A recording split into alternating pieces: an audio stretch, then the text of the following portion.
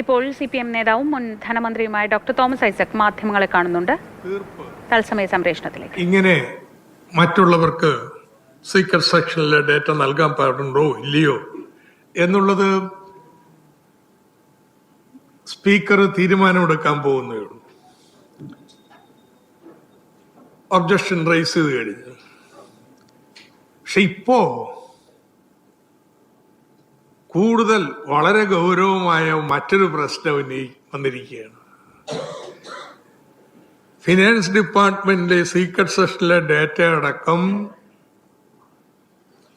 AI പ്ലാറ്റ്ഫോമുകൾ ഉപയോഗിച്ചിട്ടാണ് വിശകലനം ചെയ്തിട്ടുള്ളത്.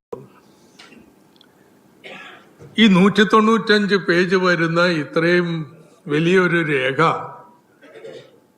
ഒരാഴ്ചയിൽ താഴെ സമയം കൊണ്ട് തയ്യാറാക്കിയപ്പോൾ തന്നെ നമുക്ക് അത്ഭുതം തോന്നി. ഇതെങ്ങനെയാണ് തയ്യാറായി എന്നുള്ളത്.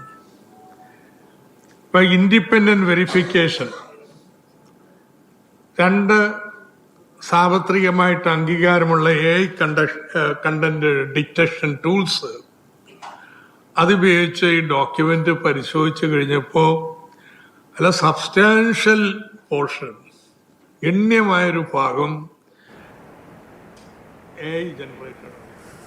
ഇന്നലെ സർക്കാർ നിയമസഭയിൽ വെച്ച ധവളപത്രത്തിൽ എങ്ങനെയാണ് ഡോക്യുമെന്റ്സ് പുറത്തുള്ള ഒരാളെ ഏൽപ്പിക്കുന്നത്, അതിൽ സ്പീക്കർ ഇടപെടേണ്ടതുണ്ട് എന്നതാണ് അദ്ദേഹം പറയുന്നത്.